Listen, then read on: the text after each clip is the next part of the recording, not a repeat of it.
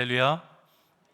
자, 우리 옆 사람과 인사하겠습니다. 예수 안에서 사랑합니다.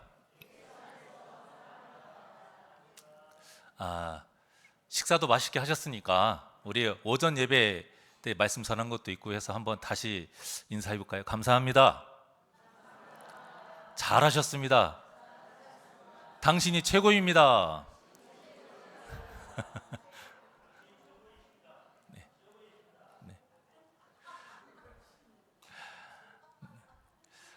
우리가 저번 주까지 이 상황을 쭉 훑어봤죠. 베드로가 절대 나갈 수 없는 그 감옥에서 하나님의 역사로 나오게 됐어요. 그러자 궁궐이 난리가 난 것은 당연한 일이죠. 아니 16명의 군사를 4명씩 사교대로 24시간 계속 그 베드로를 지켰는데 베드로가 사라졌으니 말도 안 되는 일이 벌어졌어요. 그러니 난리가 난 것인데, 근데 당시에는 어떤 법이 있었냐면 죄수에게 문제가 생기거나 탈옥을 하게 되면 그 죄수를 지킨 군사가 그 형벌을 대신 받는 그 무서운 벌이 있었습니다. 그래서 지금 19절과 같은 일이 벌어진 거예요. 19절 시작. 헤롯이 그를 찾아도 보지 못하매 파수꾼들을 신문하고 죽이라 명하니라. 헤롯이 유대를 떠나 가이사라로 내려가서 머무니라. 자, 보십시오. 정말 어리석은 헤롯의 모습을 볼 수가 있어요. 베드로가 없어진 원인을 지금 사람에게서 찾은 거예요. 그리고 그 모든 책임을 사람에게 줍니다. 하나님의 역사하심을 모르는 거예요, 헤롯이. 이 정도면 알 법도 한데, 이런 상황이라면 좀 눈치챌 법도 한데, 영의 눈이 열리지 않는 사람은 아무리 주위에서 기적이 일어나도 모릅니다. 그런데 영의 눈이 열린 사람은 평범한 일인데도 하나님의 역사하심을 봐요. 여러분들에게 그런 영의 눈이 떠지길 원합니다. 평범한 일이지만 하나님의 역사하심을 보고 기적에는 더 볼 수 있는 그 영의 눈이 우리가 열려야 돼요. 근데 헤롯이 이렇게 하나님의 섭리와 역사를 모르니까 자꾸 세상적인 방법을 찾고요. 사람을 통해서 해결하려고 해요. 결론은 해결한 것이 하나도 없죠. 근데 그럴 수밖에 없는 것이 헤롯이 이렇게 자꾸 세상적인 사람이 되고 영적인 이런 눈이 감겨 있는 것이 에서의 후손이기 때문입니다. 우리가 야곱과 에서의 이야기를 잘 알고 있잖아요. 보통 우리가 야곱을 꾀돌이 야곱, 심하게 말하면 좀 사기꾼 이렇게도 말을 합니다만, 근데 에서는 어떤 사람이라고 말해요? 세속적인 사람, 세상적인 사람의 대표적인 어떤 사람으로 말합니다. 확실히 야곱이 워낙 야가 빠지고 치사한 구석이 있긴 해요. 하지만 그래도 야곱은 뭐가 좋으냐면 영적인 욕심이 있어요. 영의 것을 어떻게든 그 하나님의 그 놀라운 역사와 자신의 어떤 영적인 욕심이 굉장히 심한 사람이에요. 그 대목을 어떻게 알 수 있냐면 팥죽으로 장자권을 산 그 일을 통해서 알 수가 있습니다. 우리 창세기 25장 31절에서 33절까지 시작. 야곱이 이르되 형의 장자의 명분을 오늘 내게 팔라. 에서가 이르되 내가 죽게 되었으니 이 장자의 명분이 내게 무엇이 유익하리요? 야곱이 이르되 오늘 내게 맹세하라. 에서가 맹세하고 장자의 명분을 야곱에게 판지라. 아멘. 자, 보시면 에서가 워낙 사냥을 좋아했습니다. 당시에 세상적인 사람의 대표적인 모습은 이렇게 사냥이고 겉돌고 또 그런 것에서 어떤 우월감을 느끼고 성취감을 느끼는 사람, 명성을 얻는 사람. 그런 에서를 야곱이 너무 잘 알고 있었기 때문에 에서가 사냥을 마치고 돌아오는 딱 그때 분명히 피곤에 쩔어 있을 것이다. 그때 맞춰서 팥죽을 딱 쏘아놓고 기다렸던 것이죠. 그리고는 팥죽을 달라고 하는 그 에서에게 장자권을 팔아라 말한 것이고요. 그 말에 에서가 장자권을 넘기는데 야곱이 좀 철두철미하잖아요. 맹세해라 이렇게 해요. 그래서 맹세를 하고 장자권을 팔고 또 이제 그 에서는 허기를 채우게 돼요. 자, 이런 에서의 모습을 성경에서는 뭐라고 평가하는지 그 다음 절 34절을 한번 보겠습니다. 시작. 야곱이 떡과 팥죽을 에서에게 주매 에서가 먹으며 마시고 일어나 갔으니 에서가 장자의 명분을 가볍게 여김이었더라. 아멘. 성경에서는 에서를 뭐라고 표현하냐면 장자의 명분을 가볍게 여긴 자 이렇게 말하는데요. 자, 이 말을 히브리 원어로 보면 어떻게 나오냐면 에서가 영혼을 경홀히 여기더라. 에서가 영혼을 하찮게 여기더라 이 뜻이에요. 그러니까 야곱은 영적인 문제를 아주 중요시 여긴 사람이고 에서는 영적인 문제에 관심이 없어요. 잘 먹고 잘 사는 것에 관심이 있어요. 내가 잘나고 높아지는 것에 관심 있는 사람이죠. 자, 이 상황을 오늘날의 어떤 우리의 상황으로 빗대어서 말을 하면 이렇게 말할 수 있어요. 야곱은 나는 예수님이 반드시 필요합니다. 이런 사람이고요. 에서는 나는 굳이 예수님이 필요 없어요. 이런 사람인 거예요. 그래서 그 결과가 어떻게 됐느냐? 온 인류의 구원자 되신 예수님이 누구의 후손을 통해서 오셨습니까? 야곱의 후손을 통해서 오셨잖아요. 에서는 이때부터 완전히 버림받은 존재가 되고요. 이 성경에서 에서가 나오는 대목은 반면교사, 그 반면교사의 역할로 나와요. 한마디로 이런 거죠. 넌 말 안 들으면 에서처럼 된다, 이런 거예요. 이렇게 쓰임을 받아요, 에서가. 자, 특히 오바댜가 한 장으로 되어 있는 성경이잖아요. 근데 이 오바댜 한 장에 보면 에서가 전체에 군데군데 나와요. 거기에 반면교사로 완전 사용되고 있는데 몇 구절만 잠깐 보겠습니다. 오바댜서 1장 6절입니다. 시작. 에서가 어찌 그리 수탈되었으며 그 감춘 보물이 어찌 그리 빼앗겼는고. 자, 이게 무슨 말씀이냐면 너희들도 죄를 지으면 에서처럼 이렇게 수탈되고 빼앗긴다, 그거예요. 그렇게 되고 싶으냐? 경고하는 거죠. 에서처럼 되고 싶으냐? 이렇게 묻는 거예요. 자, 1장 8절에서 9절까지입니다. 시작. 여호와의 말씀이니라. 그날에 내가 에돔에서 지혜 있는 자를 멸하며 에서의 산에서 지각 있는 자를 멸하지 아니하겠느냐. 드마나 내 용사들이 놀랄 것이라. 이로 말미암아 에서의 산에 있는 사람은 다 죽임을 당하여 멸절되리라. 아멘. 이제는 강도가 더 세졌죠. 에서처럼 살면 어떻게 된다고 그래요? 죽임을 당하는데 그냥 죽임도 아니고 아예 싸그리 멸절당한다. 굉장히 강하게 말씀을 하고 있죠. 18절의 말씀입니다. 오바댜 1장 18절 시작. 야곱 족속은 물이 될 것이며 요셉 족속은 불꽃이 될 것이요 에서 족속은 지푸라기가 될 것이라. 그들이 그들 위에 붙어서 그들을 불살을 것인즉 에서 족속에 남은 자가 없으리니 여호와께서 말씀하셨음이라. 아멘. 자, 에서를 따르면 이제는 먹처럼 된다고 말씀하고 있어요. 지푸라기, 힘없는 지푸라기, 조그만 불에도 그냥 타버리는 지푸라기. 지푸라기 타는 거 보셨죠? 뭐 큰 불 필요 없습니다. 조금만 불만 있으면 알아서 싹 타요. 그만큼 헛된 삶을 살게 된다는 것이고 또 이 불의 심판을 받게 된다고 말씀하고 있는 거예요. 자, 그리고 이 오바댜서가 어떻게 마무리를 짓느냐? 21절입니다. 시작. 구원받은 자들이 시온산에 올라와서 에서의 산을 심판하리니 나라가 여호와께 속하리라. 아멘. 자, 끝까지 에서는 심판의 대상으로 사용이 돼요. 그 이유가 무엇이라고요?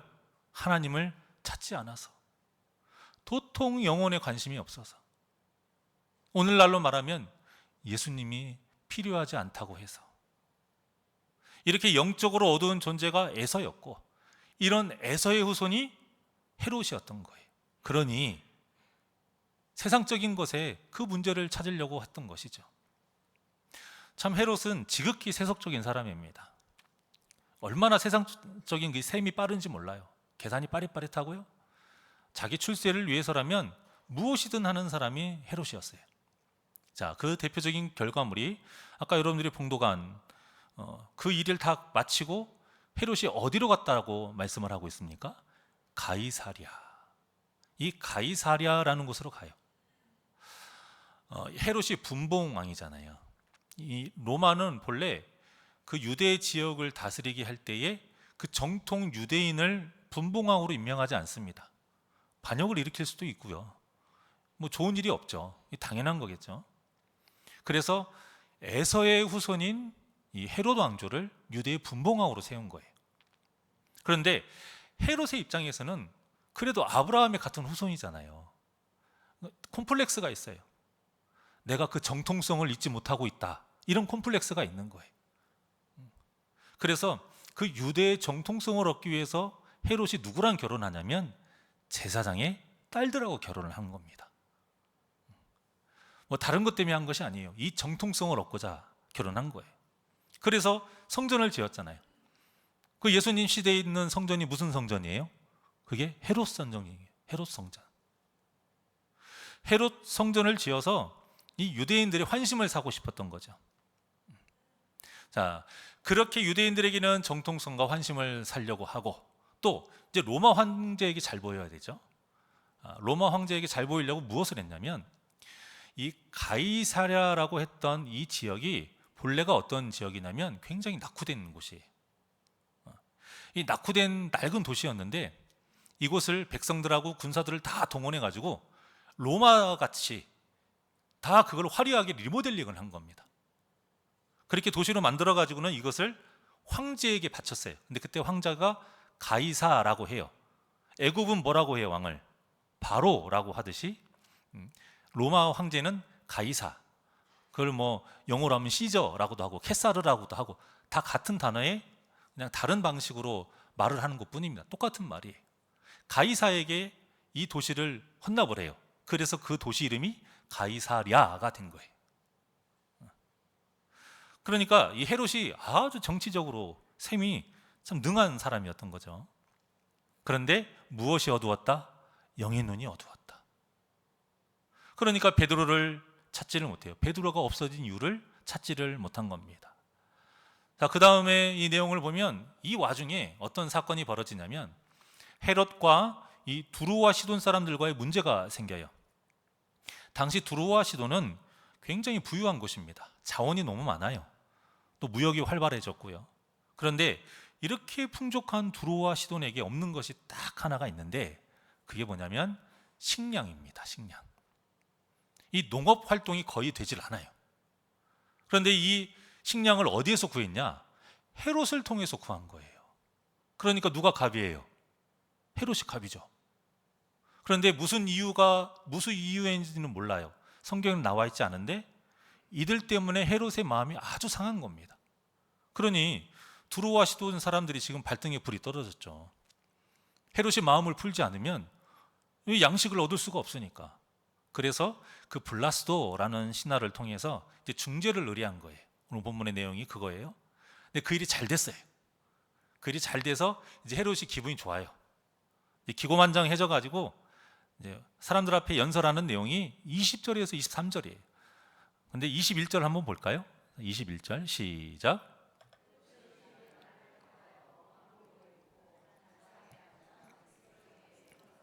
자, 나를 택했고 뭐 어떤 문서에 보면 이 날이 황제의 생일이다라고도 말을 해요. 근데 여기서 또 왕복을 입고 그냥 평상에 있는 왕복이 아니고요. 어떤 특별한 날이 있는 왕복이에요. 그래서 이 기록에 보니까 은빛 비늘 같은 것이 반짝반짝 달린 장식이 무수히 달린 옷. 그러니까 옛날에 우리 장수들 있잖아요. 장수들이 갑옷에 보면 이런 은빛 쇠가 막 달려 있잖아요. 비늘같이요. 이제 그런 식인 거죠. 은빛 비늘 같은 반짝인 것들이 막 무수히 달려 있는 이 옷을 입고 단상에 오른 거예요. 근데 헤롯이 어떤 사람이었느냐? 굉장히 남자다웠고요. 그리고 달변가였대요. 말을 굉장히 잘하고. 그러니까 말을 잘하니까 연설을 잘하겠죠. 그러니까 연설을 잘하니까 사람의 마음을 선동을 잘하는 거예요. 그렇게 역사에 기록이 되어 있습니다. 오늘 상황하고 딱 본문의 상황과 같은 거죠. 그러니까 헤롯이 그때 상황을 잘 연상을 한번 해보세요. 사람들 앞에 단상에 딱 섰습니다. 저처럼. 근데 옷은 그 은빛 비늘 쇳덩어리가 타닥타닥 붙어 있어요. 해는 비치고 있어요. 그럼 이 옷이 어떻게 되죠? 바짝바짝바짝 빛나죠. 그러니까 헤롯을 보는 것만으로 눈이 부시는 거예요. 그런데 이 사람이 말을 잘해. 그리고 사람의 마음을 휘어잡는 이 달변가예요. 웅변가예요. 그러니까 그 사람들 눈에 어떻게 보이겠어요? 그냥 홀리는 거죠. 신처럼 보이기도 한 거예요. 자, 그러니까 22절에 이렇게 말을 하고 있는 겁니다. 시작. 백성들이 크게 부르되 이것은 신의 소리요 사람의 소리가 아니라 하거늘. 자, 그들이 보기에 완전 신처럼 보인 거예요. 이 상황이 꼭 사이비 교조가 된 거죠. 그런데 이런 상황이 되면요, 이 앞에 쓴 사람, 그런 환호성을 받는 사람이 그 환호성에 취한다고 해요. 우리가 술에 취한다고 하고 마약에 취한다고 하고 뭐 이런 말들이 있잖아요. 그런데 그런 환호성에 취한대요. 그래서 사람이 이제 환각 증상을 일으키는데 착각을 해요. 어떤 착각을 하냐면 이 헤롯이 내가 신인가? 이렇게 착각을 하는 겁니다. 이 정도로 사람들이 환호하니까 내가 신인가? 자, 그 상태를 알 수 있는 대목이 23절이에요. 23절 시작.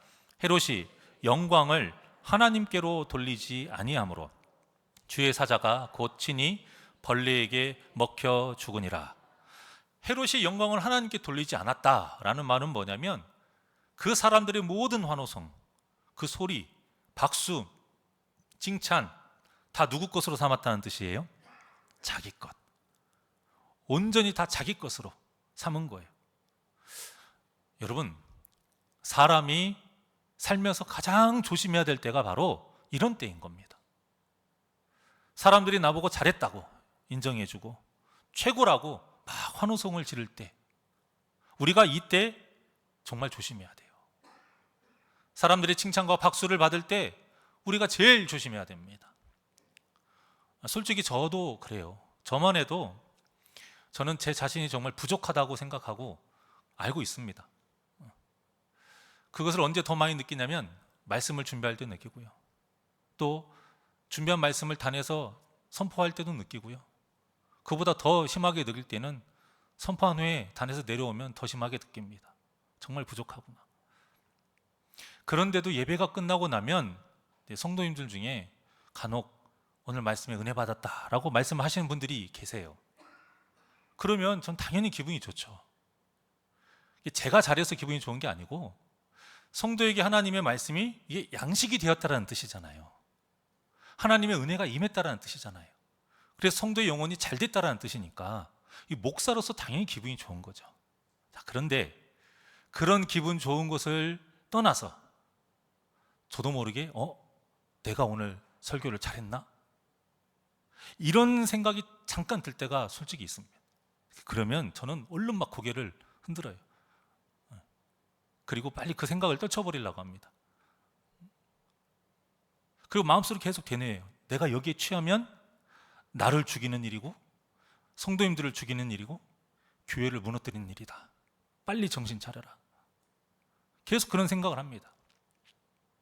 그런데요, 아까 성도님들이 저에게 뭐라고 말씀하셨다고 그랬어요? 은혜 받았습니다 라고 했잖아요. 그런데 이 은혜를 사람이 줄 수 있습니까? 아니잖아요. 이미 그 말 자체가 누구에게 하는 말이에요? 하나님께 하는 말이에요. 은혜 받았어요. 하나님께 영광 돌리는 말인데 그걸 제가 내가 설교를 잘했나? 하면은 지금 누구처럼 된 겁니까? 헤롯처럼 된 거예요.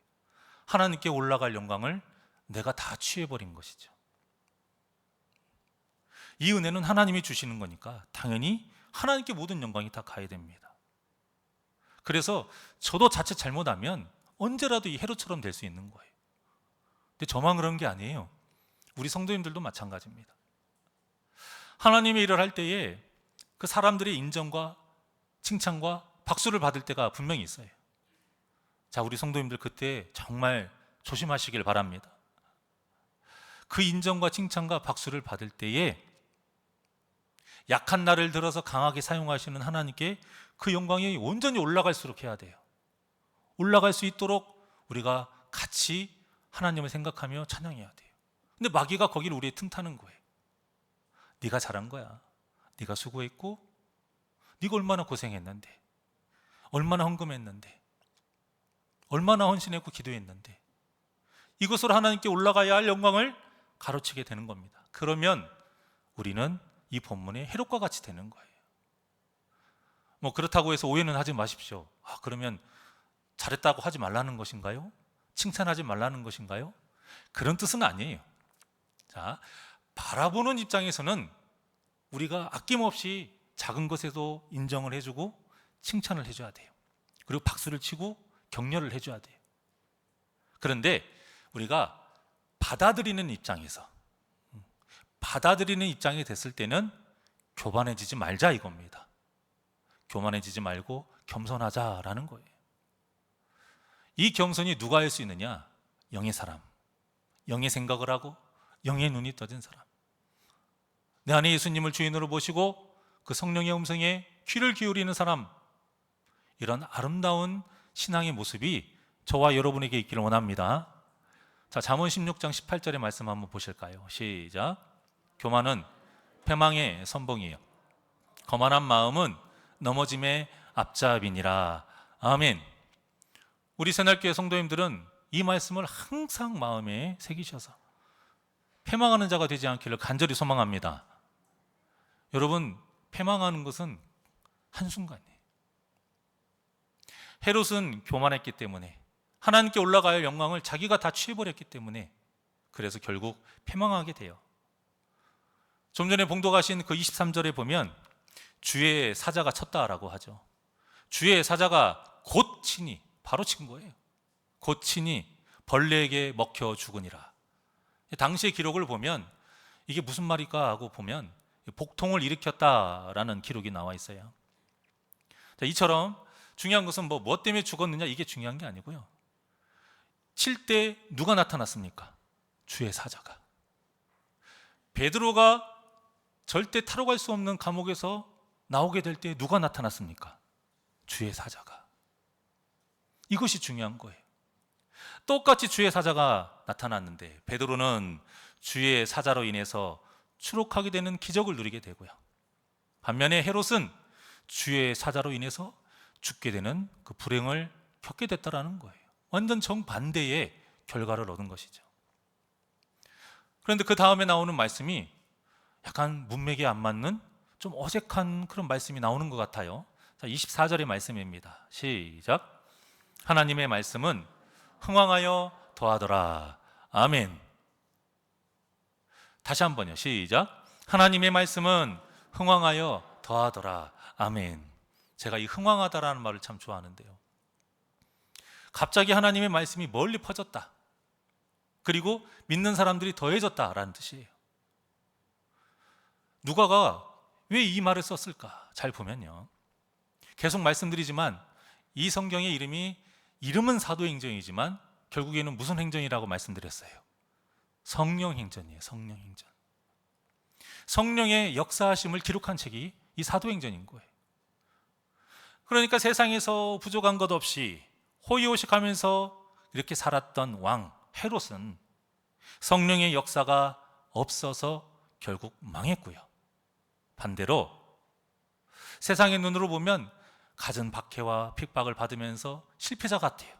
그런 실패자 같은 삶을 살았던 그리스도인들은 성령의 이끄심을 따랐기 때문에 더 흥왕하는 역사가 일어났다. 이것을 지금 말해주고 있는 것입니다. 그래서 오늘 말씀의 제목을 제가 결국엔 승리합니다 라고 정한 거예요.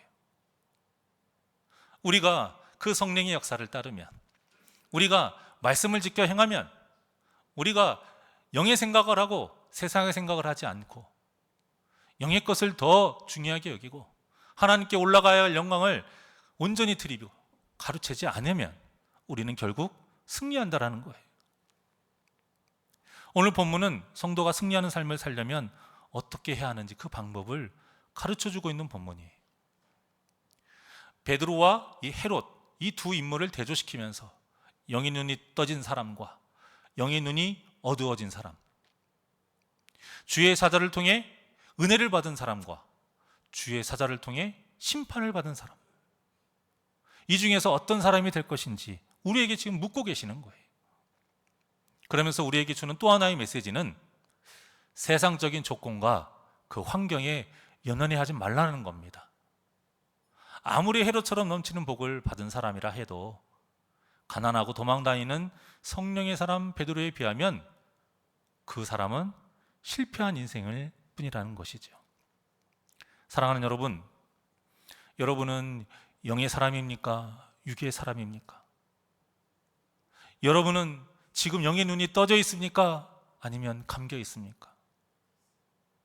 여러분은 지금 하나님을 바라보고 계십니까? 아니면 세상을 바라보고 계십니까? 이 모든 질문에 믿음의 대답을 하시는 우리 복된 성도님들이 되시기를 주님의 이름으로 축원합니다. 우리가 베드로와 같은 그 믿음을 가지고 그가 겪은 기적을 체험하고자 원해요. 하지만 막상 세상에서는 에서의 삶을 택하고 헤롯의 삶을 택할 때가 너무 많이 있는 것은 아닌지 우리가 이 본문을 통해서 오늘 내 자신을 잘 한번 되돌아봤으면 좋겠습니다. 그래서 물질과 권세로 흥하려고 하지 마시고 오직 하나님의 말씀으로 흥왕하는 역사를 누리는 우리 복된 삶을 사시기를 원합니다. 이것이 바로 성도가 누리는 진정한 승리예요. 여러분, 하나님이 함께 하시면 절대 실패할 수 없음을 믿으십니까? 예수님이 내 안에 계시면 사탄이 내 안에 자리 잡지 못한다는 것을 믿으십니까? 성령님의 인도하심을 따르기만 하면 이 기나긴 구원의 여정을 끝까지 완주할 수 있다고 믿으십니까? 믿으신다라면 이 믿음 끝까지 잃지 마시고 끝까지 지켜서 어떤 고난과 그 불행에도 진정한 승리를 하시는 우리 복된 성도님들이 되시기를 주님의 이름으로 간절히 축원합니다.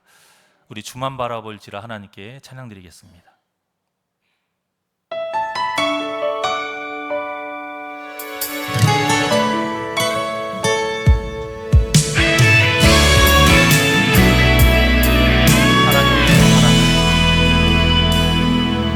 하나님의 사랑을 사모한 자, 하나님의 평안을 바라보는 자,